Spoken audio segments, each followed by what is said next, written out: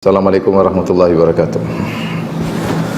Alhamdulillahi ala ihsani wa syukru lahu ala taufiqihi wa amtinani wa asyhadu an la ilaha illallah wahdahu la syarika lahu ta'ziman li sya'ni wa asyhadu anna Muhammadan abduhu wa rasuluhu da'ila ridwani. Allahumma salli alaihi wa ala alihi wa ashabihi wa ikhwani. Para jamaah, para hadirin dan hadirat yang dirahmati Allah Subhanahu wa taala, pada kesempatan ini kita akan bahas beberapa dosa yang Allah menyegerakan hukumannya di dunia sebelum hukuman di akhirat. Sebelum kita membahas tentang dosa-dosa tersebut, ada beberapa kaidah yang terkait dengan hukuman terhadap dosa, ya. Jadi yang perlu mungkin kita ketahui, ya, beberapa kaidah terkait hukuman terhadap dosa. Kaidah yang pertama yang perlu kita ketahui adalah semua dosa, yaitu dosa apapun, memungkinkan untuk dihukum di dunia sebelum di akhirat. Untuk dihukum di dunia, ya. Dosa, artinya semua dosa potensi untuk memunculkan siksaan di dunia atau hukuman dunia. Semua dosa tanpa terkecuali, ya. Oleh karenanya Allah Subhanahu wa taala berfirman, dalilnya banyak, ya. Seperti firman Allah Subhanahu wa taala, "Wa ma asabaka min sayyi'atin fa min nafsik, wa ma asabaka min sayyi'atin famin nafsik." Ya, apapun yang keburukan menimpamu maka dari dosamu. Keburukan apapun yang menimpamu maka dari dosamu. Maka dari kesalahanmu. Kemudian juga misalnya firman Allah Subhanahu wa taala, ma asabakum min musibatin fa bima kasabat aydikum. Ma asabakum min musibatin fa bima kasabat aydikum.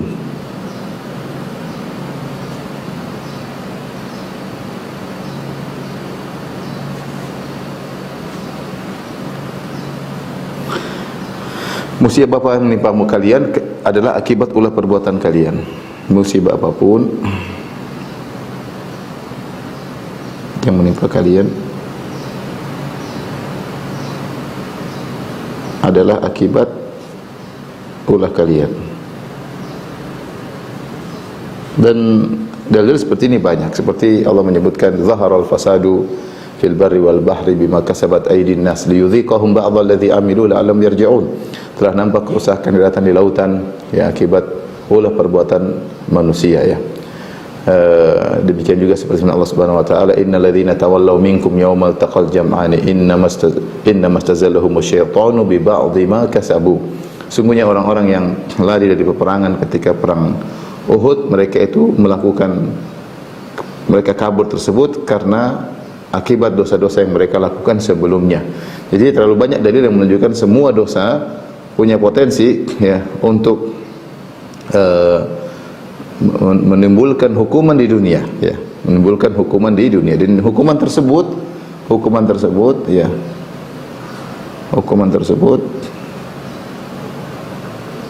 ya, bisa menimpa, ya, hati, ya, ini yang paling berbahaya, badan, ya, atau harta, ya. Hukuman tersebut bisa menimpa. Paling tidak minimal dosa yang dilakukan oleh seorang akan membuat hatinya menjadi keras, itu minimal, ya, menjadi hitam. Makanya dalam hadis disebutkan, idza aznaba al-abdu dzamban nukitat fi qalbihi nuktatun sauda.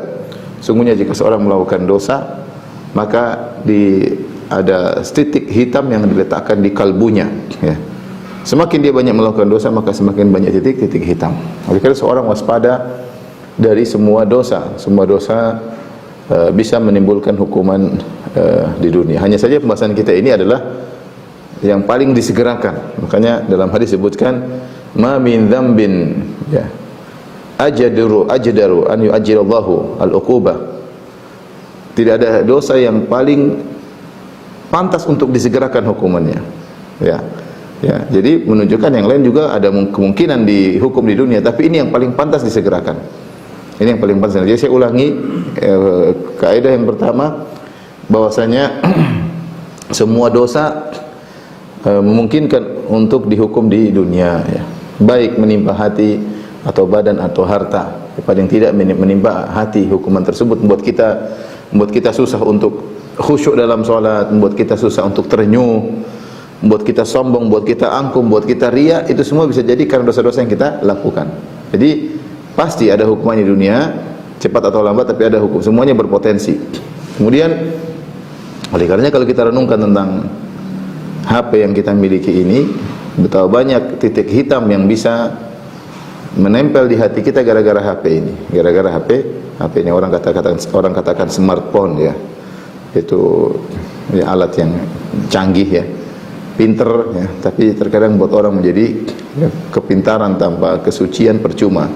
Dia pintar dalam banyak hal, tetapi hatinya jadi kotor, melihat banyak maksiat, mendengar banyak maksiat, dan itu mempengaruhi hatinya. Makanya dalam 1 jam saja orang menggunakan HP tanpa takwa kepada Allah sudah bisa membuat banyak titik hitam di kalbunya. Allahul musta'an. Ini kaidah yang pertama, bahwasanya semua dosa apapun mungkinkan untuk dihukum di dunia. Kemudian yang kedua,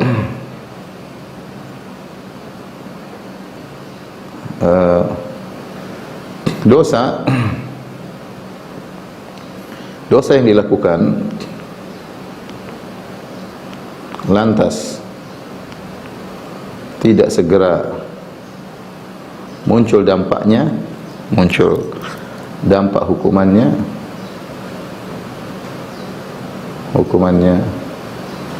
di dunia, bukan berarti tidak ada hukumannya.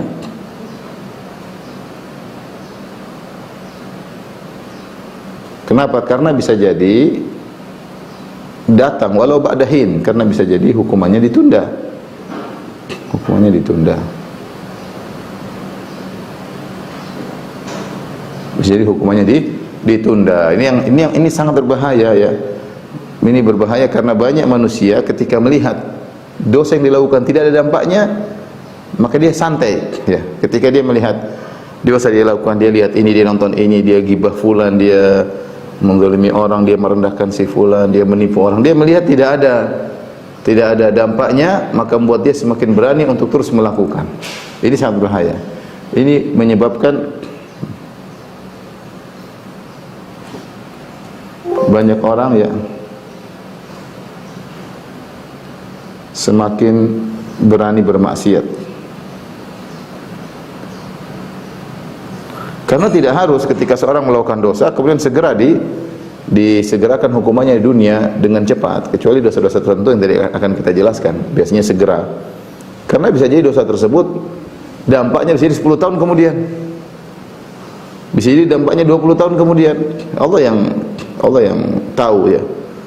Ya, maka jangan sampai seorang ketika dia melakukan maksiat dia tidak melihat dampaknya.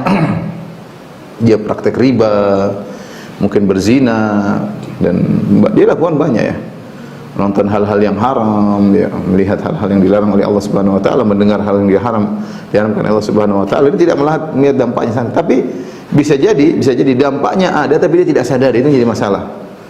Kalaupun dampaknya tidak disadari ataupun memang tidak ada dampaknya bisa datang belakangan, ya. Padahal ini saya ingatkan bahwasanya bisa jadi, perhatikan, bisa jadi sudah berdampak namun dia tidak sadar.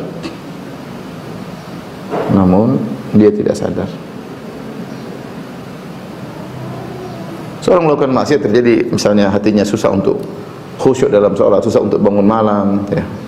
Kok ada kecenderungan untuk bermaksiat, senang untuk melihat macam-macam, ada keributan di rumah, anaknya bermasalah, ekonominya. Dia tidak sadar kalau itu hukuman yang sudah dia dapatkan. Dia tidak sadar. Dia tidak sadar. Itu banyak orang. Dan taruhlah tidak ada dampaknya, akan datang suatu saat, bisa jadi 10 tahun kemudian, 20 tahun kemudian, ketika seorang bermaksiat dan dia tidak merasakan dampaknya, dia semakin berani terus untuk bermaksiat. Jadi dampak itu tidak mesti segera, ya. Kalaupun segera terkadang tidak disadari, ya.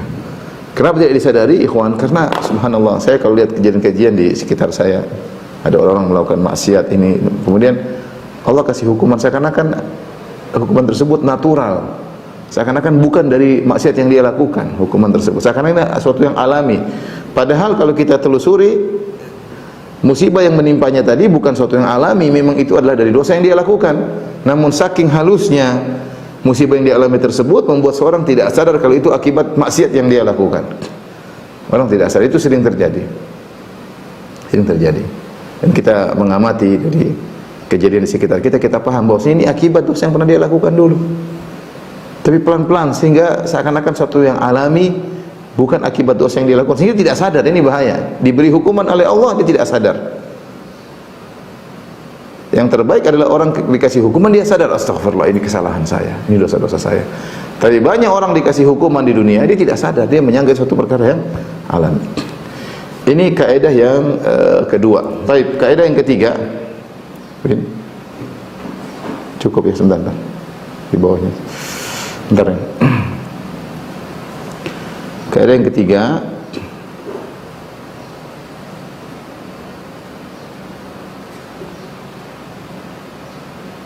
bahwasanya dosa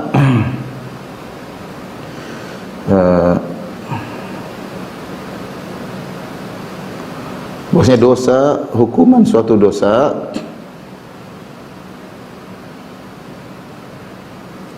atau dosa itu ada dua model ya.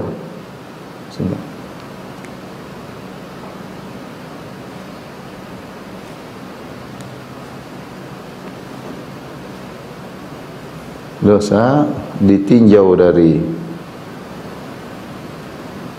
hukumannya ada dua model. Apa aja itu? Yang pertama adalah dosa yang jika dihukum di dunia maka di akhirat tidak lagi.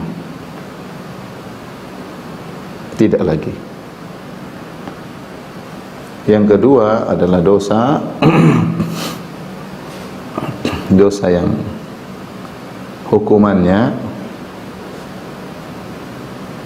di dunia dan di akhirat.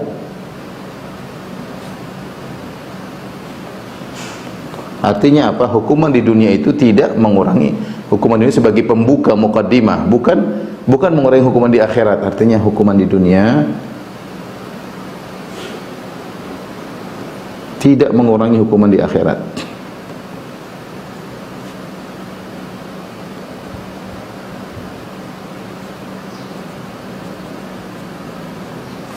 Baik, adapun dalil yang jenis pertama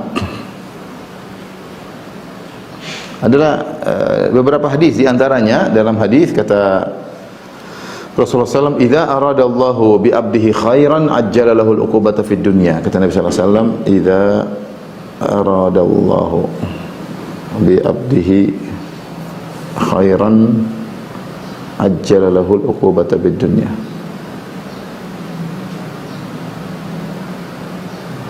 Wa idza arada bi 'abdihi syarran amsaka anhu hatta yu'afiya bihi yaumil qiyamah. Jika Allah menghendaki kebaikan pada seorang hamba, Allah segerakan hukumannya di dunia, ya.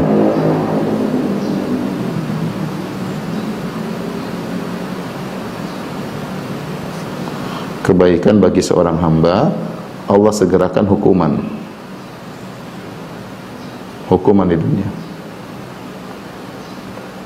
Ini diantara dalil yang menunjukkan bahwasanya, dan ini hukum asal dosa. Kalau kita katakan ini hukum asal, nomor satu ini hukum asal. Hukum asal seluruh dosa. Artinya apa? Kalau Allah sudah cicil hukumannya di dunia, akan mengurangi hukumannya di akhirat. Di antaranya hadis ini. Idza aradallahu bi 'abdihi khairan ajjalahu 'uqubata fid dunya. Kalau Allah menghendaki kebaikan bagi seorang hamba, Allah akan segerakan hukumannya di dunia. Wa idza arada bihi syarran, jika Allah menghendaki keburukan bagi seorang hamba, amsaka anhu hatta yuwaffiya bihi yaumil qiyamah. Allah tahan hukumannya sampai Allah penuhi nanti di akhirat kelak. Seperti firman Allah Subhanahu wa taala, ya. Terkadang Allah jadi Allah tunda sehingga hukumannya semakin parah. Seperti isyarat dalam firman Allah Subhanahu wa taala, wala tahsabanna Allah ghafilan amma ya'malu adh-dhalimun innama yu'akhiruhum liyaumin tashkhasu fihi al-absar. Janganlah engkau menyangka bahwasanya Allah lalai dari orang yang berbuat zalim. Allah biarin, bukan berarti Allah tidak tahu, Allah tahu. Kenapa Allah tidak turunkan azab? Allah tunda. Innama yu'akhiruhum, sungguhnya Allah menunda siksaan terhadap mereka liyaumin tashkhasu fihi al-absar. Nanti di hari kiamat tatkala mata mereka terbelalak. Jadi Allah tunda sengaja. Dan hukum asal dosa-dosa kalau di hukuman di dunia adalah mengurangi. Seperti Nabi SAW mengatakan, ma yusibul muslim min wasabin wala nasabin wala hammin wala hazanin wala adan hatta syauka yushakuha illa kafarallahu bihi khatayahu. Tidak adalah seorang hamba ditimpa dengan musibah, baik sakit, keletihan, ya, kesedihan, gundah gulana, kegelisahan, gangguan dari orang lain, sampai duri yang menusuknya, kecuali akan menebus dosa-dosanya pada hari kiamat, ya, sebagai penggugur dosa-dosa. Maka dalam hadis sebutkan seorang senantiasa dikasih musibah, ya, sampai dia berjalan bertemu Allah tanpa ada walaisa alaihi khati'ah, tidak punya dosa sama sekali. Kena musibah itu dampak dosa yang dia lakukan.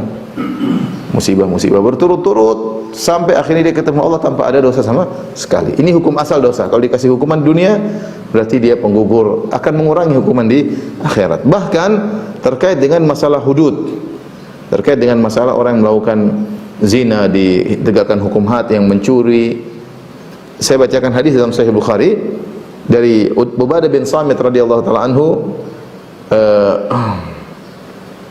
bahwasanya Rasulullah SAW bersabda, "Bay'uni ala alla tusyriku billahi syai'an wa la tasriqu wa la taznu wa la taqtulu auladakum wa la ta'tu bi buhtanin yahtaftarunahu baina aydikum wa arjulikum wa la ta'su fi ma'ruf." Baiatlah kepadaku wahai para sahabatku, kata Nabi sallallahu alaihi wasallam. Baiat untuk apa? Agar tidak kalian, yaitu kalian berbaiat, bersumpah setia untuk tidak berbuat syirik kepada Allah sama sekali. Kalian tidak mencuri, dan kalian tidak berzina, dan kalian tidak membunuh anak-anak kalian, dan kalian tidak mendatangkan kedustaan yang kalian buat-buat di depan kalian dan di depan kalian. Wala ta'su fi ma'ruf, dan jangan kalian bermaksiat, ya. Fi ma'ruf, yaitu kalau diperintah oleh pemimpin maka jangan kalian membangkang, ya. Kemudian kata Nabi SAW, faman wafa minkum fa ajru ala Allah. Siapa yang menjalankan baiat ini, dia tidak melakukan hal-hal yang tadi dilarang, maka pahalanya di sisi Allah Subhanahu wa taala. Wa man asaba min dzalika syai'an, ini yang kita perhatikan dalam Sahih Bukhari, kata Nabi, wa man asaba min dzalika syai'an. Barang siapa yang melakukan sebagian yang dilarang tadi, entah dia berzina, entah dia mencuri, fa ukhiba fid dunya, lalu dia dihukum di dunia, fa huwa kafaratun lahu, maka itu menjadi kafarah baginya, ya. Jadi ini hukum asal dosa. Bahkan kalau orang mencuri kemudian ditangkap, dipotong tangannya, dia tidak dihukum lagi di akhirat. Kalau orang berzina kemudian dicambuk, atau kalau sudah menikah dirajam, dia tidak dihukum lagi di akhirat. Mohon maaf. Jadi kalau dihukum di dunia, mencuri, potong tangan, dihukum di dunia, tidak dipotong lagi di akhirat. Ada orang berzina, ketahuan, dicambuk atau dirajam, maka tidak dihukum lagi di akhirat. Karena kata Nabi sallallahu alaihi wasallam, faman wa man asaba min dzalika syai'an, siapa yang melakukan dosa-dosa yang tadi kami katakan, fa uqiba fid dunya, lantas dihukum di dunia, fa huwa kafaratun lahum, maka ini menjadi kafarah baginya, ya. Ini dalil. Dan namun, ya, yang perlu kita perhatikan, tidak boleh, meskipun kita tahu bahwasanya kalau orang dihukum di dunia lantas dikurangi hukumannya di akhirat, namun bukan berarti dia berminta kepada Allah, ya Allah hukumlah aku di dunia. Jangan. Kalau Allah kasih musibah, ya sudah terima. Tapi hendaknya dia minta ampun. Allah ampuni aku, ya. Rabbighfirli, di antara makna Rabbighfirli yaitu, ya Allah ampunilah dosaku, jangan kau berikan dampak dosaku di dunia, apalagi di akhirat. Itu makna Rabbighfirli. Allah maghfirli. Ya, sering saya sampaikan karena al-maghfirah maknanya adalah asalnya adalah dari mikfar. Mikfar adalah helm yang dipakai oleh prajurit dalam peperangan yang fungsinya dua, menutup kepalanya dan mencegah hantaman pedang dari pedang musuh. Kalau kita maknakan dalam masalah dosa, kalau kita berkata Rabbi ghufirli atau Allah maghfirli atau ghufranaka, ya Allah ampunilah aku, maksudnya ya Allah tutuplah dosa-dosaku, jangan kau umbar dosa-dosaku di dunia maupun di akhirat. Yang kedua, hindarkanlah aku dari dampak dosa yang aku lakukan. Hindarkanlah aku dari dampak dosa yang aku lakukan.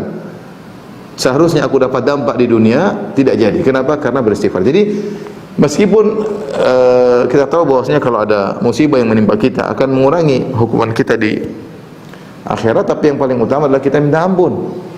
Dalam satu hadis yang diriwayatkan oleh Muslim, saya bacakan. Jadi Anas bin Malik radhiyallahu taala anhu, anna Rasulullah sallallahu alaihi wasallam ada rajulan minal muslimin. Satu Rasulullah sallallahu menyenguk seorang yang sedang sakit dari kaum muslimin. Qad khafat fasara mithlal farkh. Dia sudah sangat kurus seperti anak burung yang baru lahir, kurus kerempeng, tidak punya tenaga, sangat lemah. Lemah sekali ya. Dia sakit tapi kondisinya parah, tidak seperti orang biasa. Orang sakit kadang ya tidak sampai kurus, sampai tidak lemah, ya sakit tapi masih ada energi, masih ada kekuatan. Ini sakitnya parah, sangat lemah, kurus, kerempeng, sampai tidak punya kekuatan sama sekali. Maka Rasulullah SAW melihat ada keanehan. Maka Rasulullah SAW bertanya, hal kunta tad'u bi syai'in aw tas'aluhu iyyahu? Apakah kau pernah berdoa dan minta sesuatu atau kau minta suatu hal kepada Allah Subhanahu wa taala? Rasulullah heran, kok sakit sampai kayak begini? Maka qala na'am, kata orang sakit tersebut, dia mengatakan, iya Rasulullah, saya pernah berdoa sesuatu kepada Allah. Kuntu aqul, aku pernah berdoa, Allahumma ma kuntu mu'aqibi, Allahumma ma kunta mu'aqibi bihi fil akhirah fa'jilhu li fid dunya. Yang artinya, ya Allah, dosa apa saja yang kau akan hukum aku di akhirat, segerakan di dunia. Subhanallah. Dia berdoa demikian. Dia tidak ingin, dia tahu diazab di akhirat lebih parah. Makanya dia minta diazab di dunia saja, jangan di akhirat. Kalau di akhirat lebih mengerikan, siksaan yang tidak bisa ditahan, sangat pedih, mengerikan, api, panas dan macam-macam. Maka dia berdoa, Allahumma ma kunta muaqibi fil akhirah fa'jilhu fid dunya. Dia mengatakan, ya Allah, dosa apa yang kau akan azab aku di akhirat, segerakanlah di dunia. Subhanallah. Akhirnya dia dikasih penyakit seperti itu. Faqala Rasulullah sallallahu alaihi wasallam, tegur kata Rasulullah sallallahu alaihi wasallam, subhanallah la tutiquhu. Kata Nabi, maha suci Allah, kau tidak mampu. Kalau Allah segerakan pun kau tidak mampu di dunia. Kau tidak mampu. Afala qulta, tidakkah kau berdoa, Allahumma atina fid dunya hasanah wa fil akhirati hasanah wa qina adzabannar. Kenapa kau tidak berdoa dengan doa demikian, ya Allah berikanlah kebaikan di akhirat, yaitu di surga. Kebaikan di dunia dan kebaikan di akhirat maksudnya surga. Wa qina adzabannar, dan jauhkanlah aku dari azab neraka jahanam. Akhirnya fada Allah lahu fasyafa. Artinya akhirnya Nabi doakan orang ini, akhirnya Allah sembuhkan. Jadi maksud saya ingin menyampaikan bahwasanya meskipun hukum asal seluruh dosa kalau kita dihukum di dunia itu mengurangi kesiksaan kita kalau di akhirat, bukan berarti kita minta disiksa di dunia. Tidak, kita minta diampuni agar kita tidak mendapatkan dampaknya di dunia apalagi di akhirat, dengan banyak istighfar kepada Allah. Makanya benar sabda Nabi SAW, tuba liman wajada fi sahifati istighfaran katsiran. Sungguh beruntung orang yang mendapati dalam catatan amalnya banyak istighfar. Baik, model dosa yang kedua yang kita bahas sekarang ini adalah dosa yang hukumannya di dunia dan di akhirat. Hukumannya di dunia tidak mengurangi hukuman di akhirat. Yang di dunia ini hanya sekedar muqaddimah, hanya sekedar muqaddimah. Di antara dosa-dosa tersebut contohnya adalah berbuat zalim. Kemudian contohnya adalah memutuskan silaturahmi.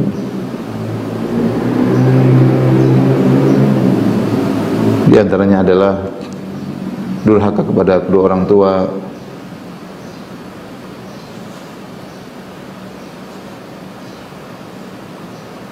Durhaka kepada kedua orang tua.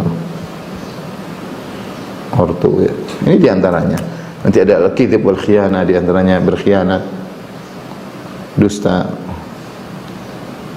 dan khianat.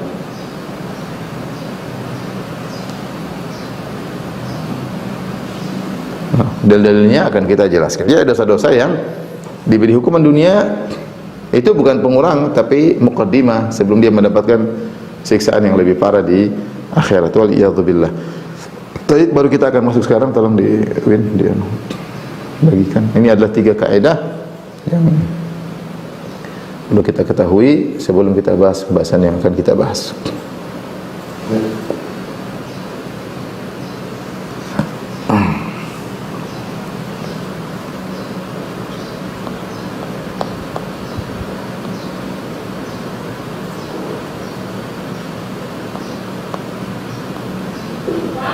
Baik, ikhwan dan akhwat yang dirahmati Allah Subhanahu wa taala, beberapa dosa yang sudah kita singgung tadi yang Allah sangat menyegerakan hukumannya di dunia, ya.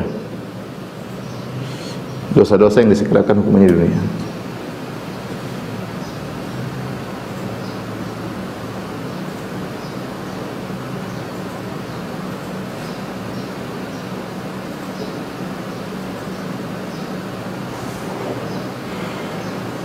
Namun tidak mengurangi hukuman di akhirat, ya.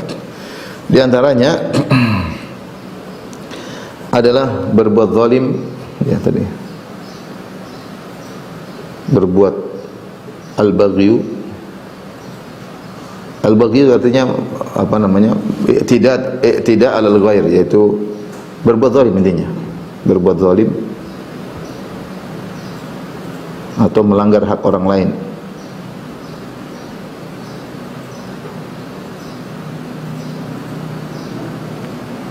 Yang kedua di antaranya qati'atur rahim,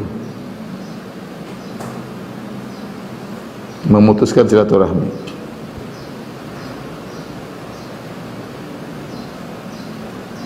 Saya bacakan hadisnya, ya. Kata Nabi sallallahu alaihi wasallam, "Ma min dzambin ajdar an yu'ajjilallahu li sahibihi al-uqubah." Tidak ada dosa yang paling pantas Allah segerakan hukumannya, menyegerakan hukumannya di dunia, ya, li sahibihi, bagi pelakunya, al-uqubata fid dunya ma'a ma yadakhiru fil akhirah, disertai dengan siksaan yang Allah simpan untuk di akhirat.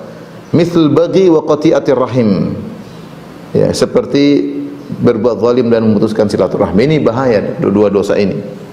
Ini paling cepat Allah beri hukuman kepada orang yang melakukan al-baghyu dan qati'atir rahim di dunia, dan itu tidak mengurangi siksaannya di akhirat. Ini sekedar muqaddimah dan akan disampaikan siksaan yang lebih parah. Maka seorang berhati-hati di dunia ini, jangan sampai meninggal dunia dalam kondisi berbuat zalim sama orang lain. Jika dia berbuat zalim sama orang lain, segera dia minta maaf, karena kezaliman tersebut dia bisa merasakan dampaknya di dunia sebelum di akhirat. Ya, dampaknya di dunia sebelum di akhirat. Dan banyak kenyataan kita lihat, kezaliman ini macam-macam. Kezaliman berkaitan dengan harta orang, kezaliman berkaitan dengan darah orang lain, kezaliman berkaitan dengan harga diri orang lain. Kata Nabi sallallahu alaihi wasallam, innama amwalukum, ya, apa namanya, wa aradukum, ya, wa dima'ukum, inna dima'akum wa amwalakum wa aradakum haramun alaikum ka hurmati yaumikum hadha fi baladikum hadha fi syahrikum hadha. Nabi ketika haji wada, Nabi SAW berkata, ketahuilah bahwasanya harta kalian haram, darah kalian haram, dan harga diri kalian haram, tidak boleh dilanggar. Sebagaimana kehormatan tanah Mekah, sebagaimana kehormatan bulan haram, dan sebagaimana kehormatan hari ini. Maka inilah kezaliman terkadang dengan darah, terkadang terkait dengan harta, terkait dengan harga diri orang lain. Mungkin kalau orang soleh, biasanya dia tidak berbuat zalim dari sisi mukul orang. Dia nggak mukul orang, dia tahu itu tidak boleh, bahaya, ya. Semua akan dihisab oleh Allah Subhanahu wa taala. Hatta latmah, sampai tamparan pun akan ada hisabnya pada hari kiamat kelak. Tapi ini zalim. Dan biasanya Rasulullah sebutkan paling pantas untuk disegerakan di dunia adalah perbuatan zalim. Belum tentu Allah segerakan, ya. Ya, tetapi paling pantas untuk disegerakan perbuatan zalim terkait dengan tubuh atau harta. Seorang mengambil harta orang lain, ya, paling cepat Allah beri hukuman di dunia.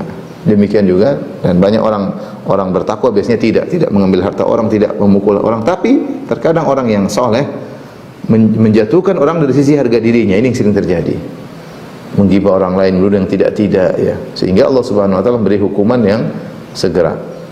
Saya pernah ketemu dengan seorang, kalau zalim, subhanallah, banyak orang berbuat zalim kemudian disegerakan hukumannya di dunia. Ada orang kawan, dia pengurus masjid, dia cerita, intinya maknanya ketika dia orang tuanya meninggal atau kakeknya meninggal, maka harta diambil oleh om-omnya yang tua, sementara bapaknya tidak diberi bagian kecuali sedikit. Tapi bapaknya bilang, kalian sabar ya.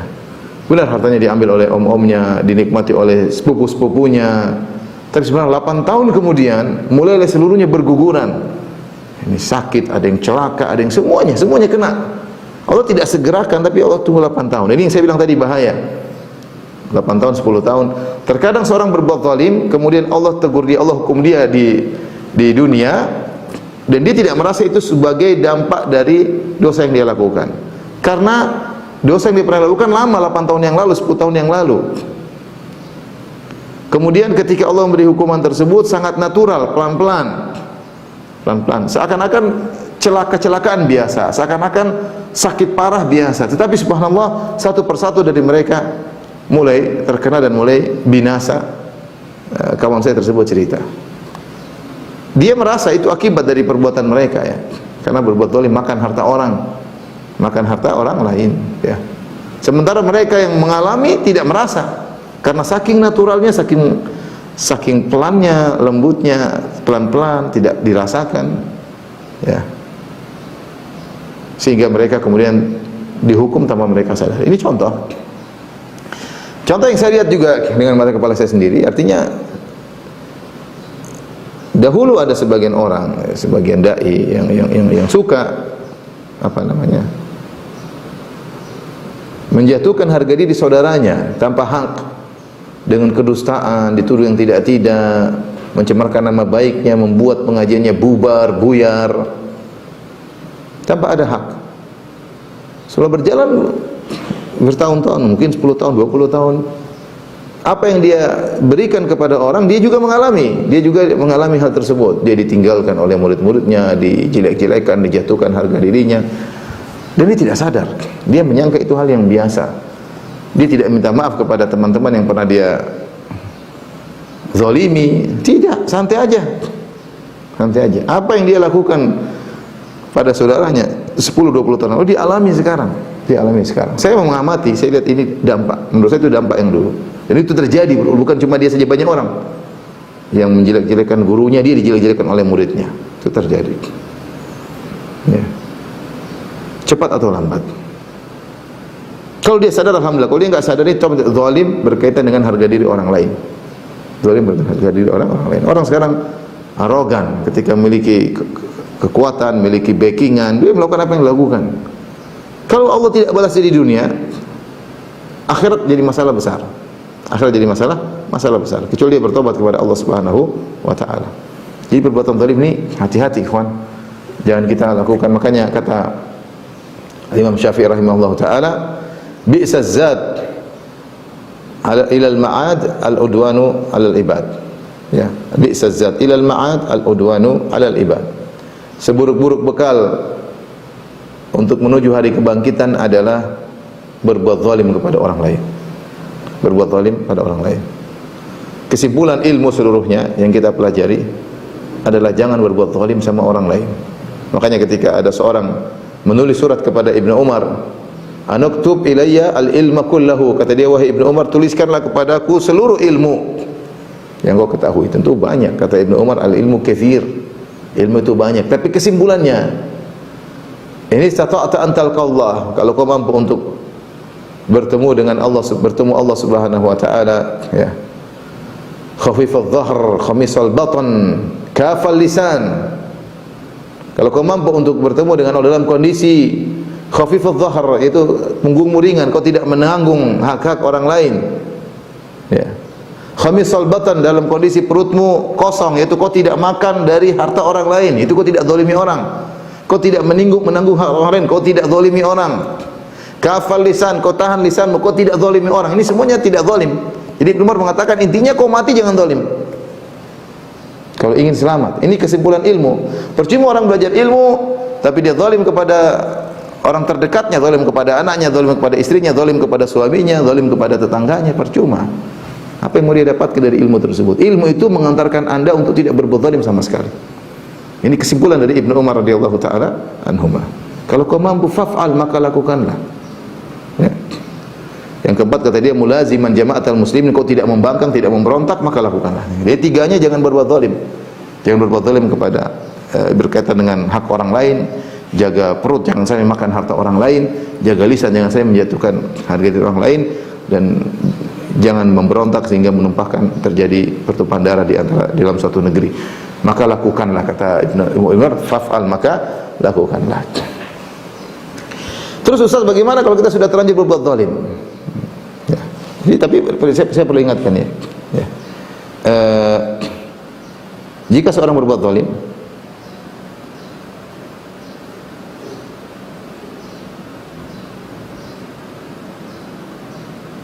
ya, maka segera bertobat. Dua kemungkinan.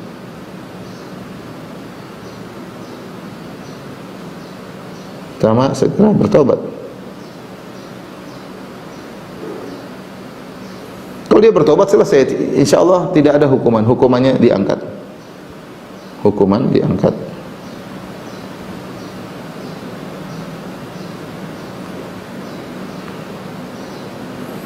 Bagaimana caranya dia segera minta maaf kepada orang yang dia zalimi sebelum dia meninggal dunia atau sebelum orang yang dia zalimi meninggal dunia? Hati-hati.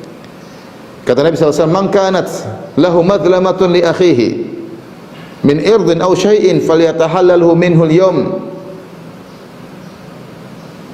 falyatahallalhu minhu al-yawm qabla alla yakuna dinar wala dirham. Siapa yang punya kezaliman, melakukan zalim kepada orang lain saudaranya, apakah terkait dengan harga diri, dia jelek-jelekan, dia rendahkan, dia tuduh yang tidak, atau kezaliman apapun, maka mintalah untuk dihalalkan sekarang. Jangan sombong dengan arogan dengan kekuatanmu, dengan bekunganmu, kau juga akan mati. Ya. Mentang-mentang punya jabatan, mentang-mentang punya jumlah yang banyak, mentang-mentang punya kekuatan, jangan sombong ya.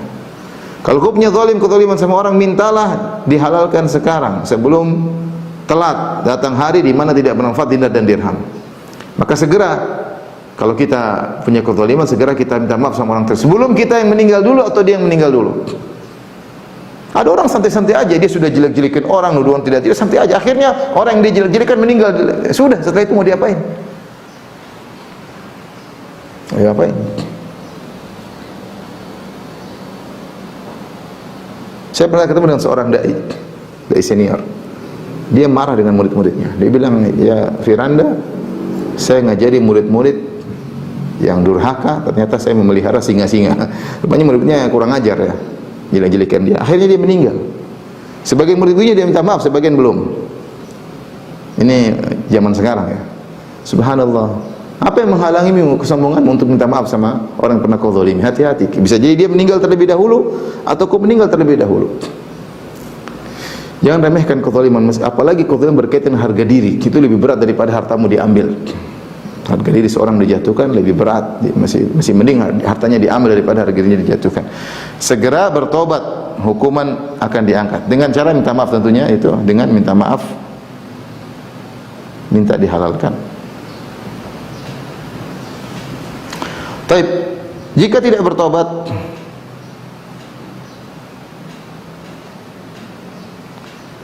maka sangat mungkin Allah segerakan hukuman di dunia. Dia tidak sadari ya. Orang seperti ini dia tadinya suka menghina orang, dia akhirnya terhina. Dia tidak sedih, tapi dia merasa santai aja, seakan-akan alami. Dia tidak tahu itu akibat dampak perbuatan dia dahulu. Ya. Sangat mungkin Allah segerakan hukuman di dunia, tapi tidak harus Allah segerakan. Terkadang Allah tunda seluruhnya dan lebih parah. Ya, misalnya kalau dosanya di dunia harusnya 5, di akhirat 1000 misalnya, ya 5 ini ringan, tapi Allah tunda semuanya 1005 semuanya di akhirat dan abadi, mengerikan. Atau hukumannya lebih berat di akhirat, lebih parah. sangat mungkin disegerakan atau ditunda seluruhnya. Seperti dalam surat Ibrahim, Quran surat Ibrahim ayat berapa? Wala tahsabannallaha ghafilan amma ya'maludz zalimun. Saya carikan ayatnya. Innama yu'akhiruhum liyaumin tashkhasu fihi al-absar.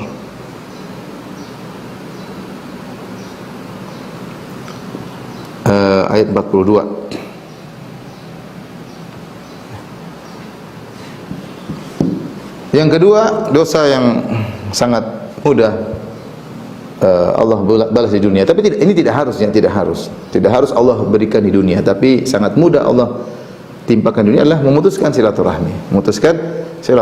Maka seorang hati-hati, waspada di antara dosa yang hukumannya di dunia sebelum di akhirat.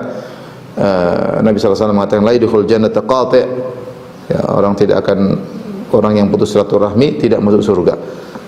Demikian juga ketika seorang melewati sirat, maka akan ada rahim ya dan amanah menunggu di sirat. Kalau ada orang yang amanah dalam kehidupannya dan dia suka menyambung silaturahmi, maka dia semakin dipermudah untuk melewati sirat. Tapi kalau dia bermasalah di dunia, dia bermasalah dengan kakaknya, bermasalah dengan adiknya, bermasalah dengan orang tuanya, ribut dengan tantenya, ribut dengan ponakannya, masalah silaturahmi bahaya. Jengkel-jengkelan, bombe, diem-dieman sama kakaknya sendiri, diem-dieman sama adiknya sendiri, dia akan repot ketika disirat.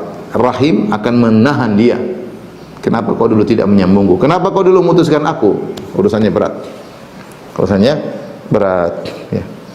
Ini diantara intinya seorang waspada. Saya sudah bahas secara khusus tentang masalah memutuskan silaturahmi. Silakan dilihat kembali di kajian-kajian di YouTube tentang dahsyatnya silaturahmi dan bahayanya memutuskan silaturahmi. Ya. Di antara yang lebih parah lagi adalah yang lebih spesifik, durhaka kepada kedua orang tua.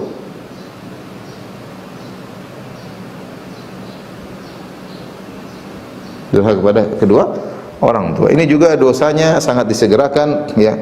Hukumannya di dunia sebelum di akhirat. Kata Nabi SAW dengan hadis, dalam satu hadis yang disahihkan oleh Syekh Al-Albani rahimahullah taala, "Ithnani yu'ajjiluhumallahu fid dunya al-baghi wa uququl walidain." Dua perkara yang Allah segerakan hukumannya di dunia adalah berbuat zalim dan durhaka kepada kedua orang tua. Durhaka kepada orang tua adalah pemutus silaturahmi yang lebih spesifik. Ya, silaturahmi yang paling agung adalah berbakti sama orang tua, sehingga dibuat istilah birrul walidain.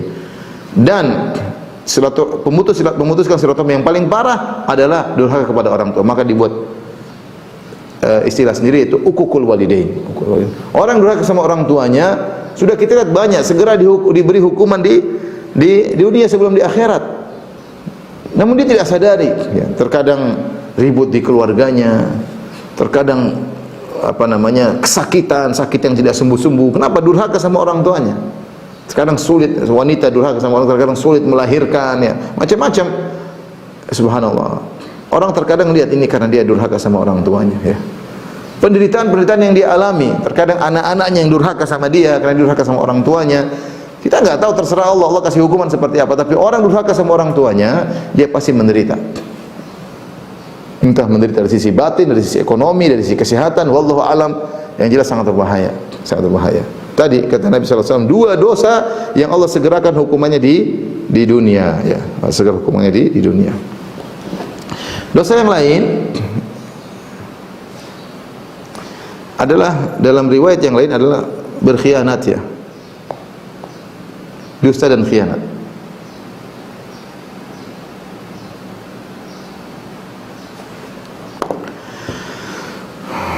Dalam hadis kata Rasulullah SAW, sama seperti hadis sebelumnya tapi ada tambahan, ma min dzambin ajdaru an yu'ajjilallahu ta'ala li sahibil uqubati fid dunya ma yaddakhiruhu lahu fil akhirati min qati'atir rahim wal khiyana wal kadhib wa inna a'jala at-ta'ah thawaban la silatur rahim hatta inna ahlal baiti la yakunu fajaratan fatanmu amwaluhum wa yakthuru adaduhum idza tawasalu.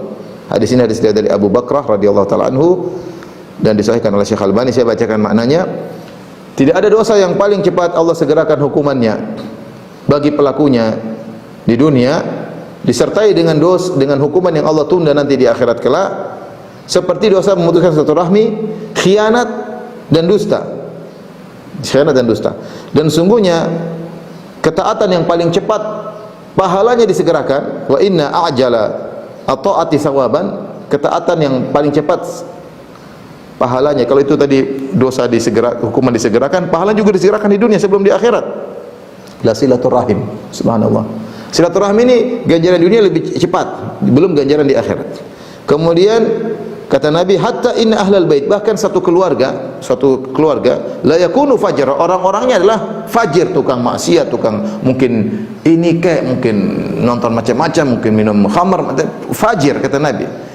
Ada keluarga yang fajir, fatanmu amwalum, tapi harta mereka bertambah dan jumlah mereka semakin banyak ketika mereka menyambung silaturahmi.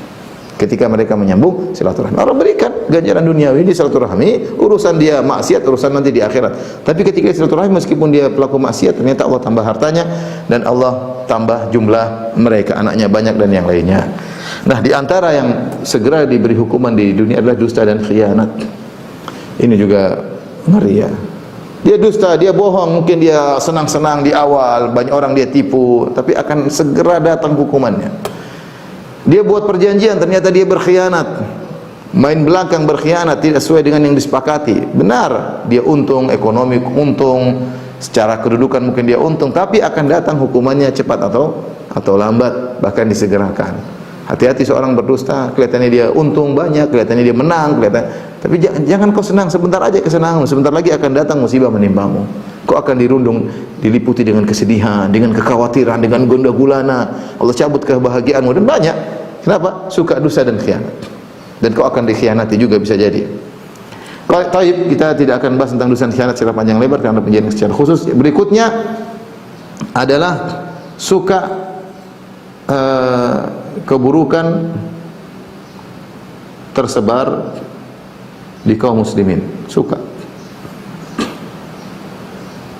Kata Allah Subhanahu wa taala dalam surat An-Nur, innal ladzina yuhibbuna an tashi'al fahishatu fil ladzina amanu lahum adzabun alimun fid dunya wal akhirah wallahu ya'lamu antum la ta'lamun, dalam surat An-Nur ayat 19. 24 ayat 19. Kata Allah Subhanahu wa taala, innal ladzina yuhibbuna an tashi'al fahisha, sungguhnya orang-orang yang suka perbuatan keji tersebar fil ladzina amanu, tersebar di kalangan kaum muslimin. Suka kalau wanita buka aurat, tabarruj, suka kalau tempat prostitusi tersebar di mana-mana, suka kalau film porno tersebar di mana-mana, suka kalau film Hollywood dinonton oleh banyak orang, suka kalau film Korea semua orang nonton. Dia suka, senang kehidupan seperti glamor, seperti senang. Lahum adzabun fid dunya wal akhirah, bagi mereka azab di dunia dan akhirat. Di dunia Allah kasih azab sebelum di akhirat. Azab macam-macam. Penderitaan, kegelisahan, kesengsaraan. Dia senang kalau tersebar seperti itu. Dia tidak suka kalau semuanya ikut syariat, dia enggak suka. Orang seperti ini akan mendapatkan, baru dia suka saja dia sudah mendapatkan seperti itu. Apalagi dia yang ikut meramaikan, dia yang memfasilitasi semua itu. Akan dapat azab di dunia sebelum di akhirat. Akan dapat azab di dunia sebelum di akhirat. Maka waspada. Di antaranya adalah dosa yang disegerakan hukumannya juga adalah tatabbu, yaitu tajassus, mencari-cari kesalahan orang lain ya.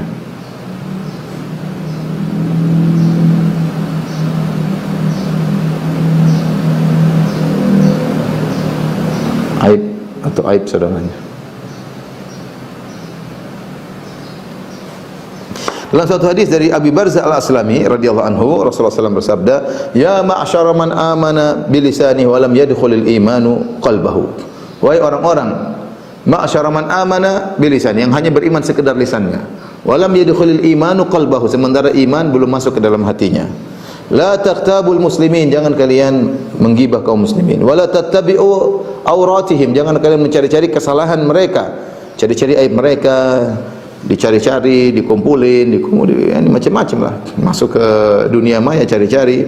Fa innahu man ittaba auratihim yatba'allahu auratahu. Siapa yang mencari-cari kesalahan kaum muslimin, maka Allah akan mencari-cari kesalahannya juga. Ya, wa man yattabi'illahu awratahu yafdahu fi baitihi. Siapa yang Allah cari kesalahannya, maka Allah akan bongkar aibnya meskipun di rumah. Meskipun di rumah. Artinya meskipun dia bersembunyi, Allah akan bongkar aibnya. Maka di antara dosa yang segera dihukum di dunia sebelum di akhirat, di antaranya adalah mencari kesalahan orang lain. Ini Allah alam bisawab, hanya sebagian yang saya sampaikan ya ada. Mungkin ada dosa-dosa yang lain, ya, tapi sementara ini yang saya sampaikan. Semoga kita terjauhkan dari dosa-dosa seperti ini. Kalaupun kita melakukannya, segera bertobat agar kita tidak dihukum di dunia, apalagi di akhirat. Wallahu ta'ala alam bisawab. Kalau yang bertanya, saya persilakan.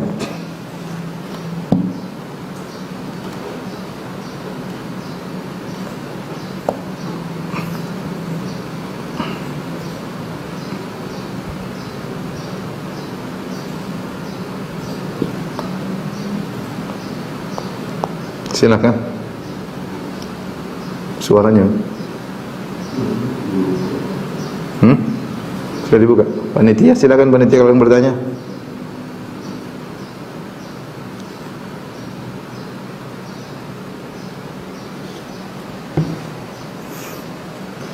Assalamualaikum warahmatullahi wabarakatuh. Waalaikumsalam. Aku bertanya, anak Fikri. Nah, tadi menarik juga ya Pak Ustaz yang mengenai dosa banget, apalagi kan saya juga baca di surat Yasin ayat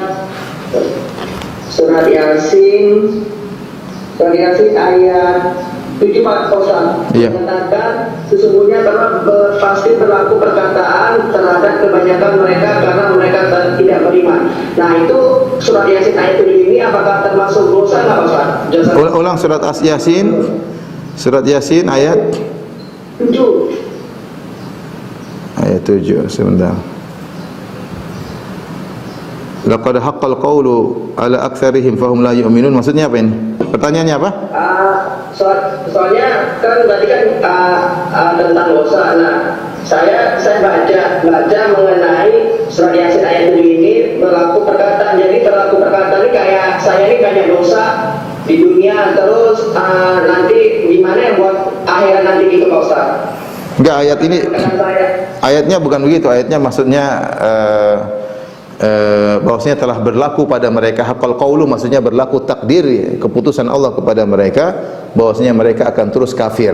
Ayat ini tidak ada kaitannya dengan apa yang Mas Fikri tanya. Ayat ini maksudnya Allah jelaskan karena mereka kurang ajar, mereka membangkang, dan telah berlaku kepada mereka keputusan Allah bahwasanya mereka akan senantiasa kafir, tidak mungkin untuk mendapat petunjuk. Itu maksud ayat tersebut. Iya Pak Ustaz. Oke. Makanya apa tuh namanya, saya lagi apa tuh namanya baca surat Yasin ini, jadi apa tuh namanya dosa gitu. Soalnya apalagi kan ada termasuk lagi juga Pak Ustaz. Yes, intinya kalau kita melakukan dosa, kita segera bertobat kepada Allah Subhanahu wa taala. Di antara orang yang beriman, ciri orang beriman adalah takut dengan dosa yang dia lakukan, ya. Wallahu taala alam bisawab. Ya, sama-sama ya.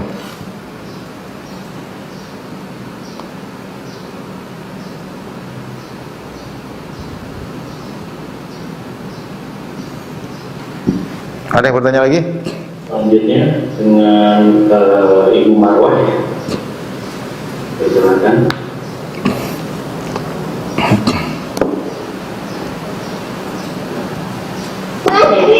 Syukur Ustaz atas waktu ini. Bismillahirrahmanirrahim. Assalamualaikum warahmatullahi wabarakatuh. Waalaikumsalam warahmatullahi wabarakatuh. Yang ingin saya tanyakan, Ustaz, misalnya pernah melakukan sebuah dosa, misalnya zina mungkin, atau berhak kepada kedua orang tua, atau sering lalai dalam ibadah, kemudian di saat kemudian kita bertaubat dengan sungguh-sungguh. Yang ditanyakan, apakah dosa yang telah kita lakukan itu Allah ampuni, kemudian tidak diringankan azabnya mungkin. Karena saya pernah mendengar bahwa Allah itu tidak melihat bagaimana masa lalu seseorang, tetapi bagaimana dia Intinya kalau seorang bertobat dengan tobat yang sesungguhnya, maka beristighfar, bertobat sungguhnya, memenuhi persyaratan taubat, mudah-mudahan tidak diberi hukuman lagi di dunia apalagi di akhirat ya. Yang penting kita bertobat dengan tobat yang sungguhnya. Baik, selanjutnya. Ustaz, selanjutnya dengan Ibu Kiki Muslimah, persilakan. Assalamualaikum Pak Ustadz. Waalaikumsalam warahmatullahi wabarakatuh. Ya, Ustadz ini kan ceritanya saya dulu sama suami itu ada agent bisnis, pemodal itu tuh orang lain. Lalu ternyata bisnisnya ini bangkrut karena berbagai macam hal, dan berarti kan saya memakai modal orang itu kan Pak Ustadz. Iya. Sedangkan itu bukan sistem bunga tapi bagi hasil. Bahkan dia saking tidak terima melaporkan saya ke Polda dengan suami. Udah semuanya sudah secara hukum, dan karena kita nggak salah banget itu masalahnya ini dibagi dua. Tapi masalahnya itu si orangnya ini masih belum terima aja Pak Ustadz, ngedoain saya yang jelek-jelek, keluarga saya. Padahal saya udah minta maaf, udah dibawa ke Polda, masalahnya udah dibagi dua. Memang sampai saat ini saya belum bisa melunasi Pak Ustadz utangnya itu. Tapi kalau saya ada uang, saya masih menyicil walaupun hanya sedikit-sedikit. Memang jumlahnya itu ratusan juta, tapi saya sama suami saya itu kan ada niat ya Pak Ustadz ya untuk membereskan walaupun belum lunas. Yang penting Bu, kalau kan itu namanya mudharabah. Modal ada, pelaku ada. Kalau ternyata kebangkrutan tersebut terjadi tanpa ada keteledoran dari pihak pelaksana, maka harusnya sama-sama menanggung, harusnya demikian. Tapi kalau ibu dan suami merasa ada keteledoran dari ibu, maka berarti ibu dan suami punya andil dalam kebangkrutan tersebut, dan itu ada hitungannya tersendiri. Itu maka segera banyak minta maaf. Kita mengetahui kadar keteledoran kita harus kembalikan uangnya. Lain halnya kalau ibu dan suami tidak teledor, sudah menjalankan sesuai prosedur, ternyata bangkrut. Namanya jual beli kan tidak mesti selalu untung. Kalau ibu sudah yakin sama suami, sudah ikut prosedur dan tidak teledor, maka seharusnya dia tidak berhak untuk menuntut. Karena namanya mudharabah, kerjasama seperti itu bagi hasil sama-sama punya resiko. Resiko pemodal rugi dengan uangnya, resiko pelaksana rugi dengan waktunya dan tenaganya. Ibu silakan berdiskusi sama suami, kita waktu itu bangkrut kenapa? Kalau memang karena keteledoran kita, maka kita harus mengganti rugi karena kerugian tersebut akibat keteledoran kita. Wallahu taala a'lam bishawab. Yang penting ibu sudah berusaha minta maaf dan berusaha mengembalikan. Semoga Allah. Udah dibawa. Ya.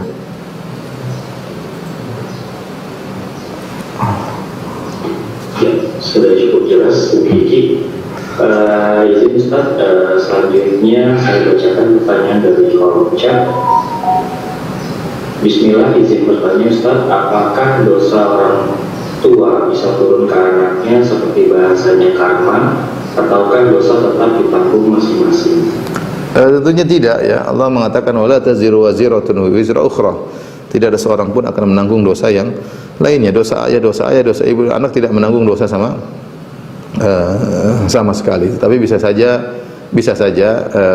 seorang dan kita tahu bisa saja seorang dihukum misalnya dengan sakit anaknya ya, padahal anaknya tidak berdosa, tapi Allah menguji orang yang melakukan kesalahan tersebut dengan ada musibah menimpa sebagian keluarganya, bisa jadi demikian ya, tapi dosa tidak ditanggung oleh keturunannya. Oleh karenanya lihatlah bagaimana Ibrahim, bapaknya kafir tapi Ibrahim adalah orang yang beriman ya. Maka anak tidak menanggung dosa orang tua dan orang tua tidak menanggung dosa anaknya. Ya, orang tua tidak menanggung dosa anaknya. Seperti Nuh alaihissalam, seorang nabi, anaknya kafir. Ya, hukum asal dalam Islam masing-masing menanggung dosanya sendiri. Tidak ada hukum karma, tidak ada hukum karma. Jika dia melakukan kesalahan, kembali kepada dirinya, bukan kembali kepada orang lain. Wallahu ta'ala alam bishawab.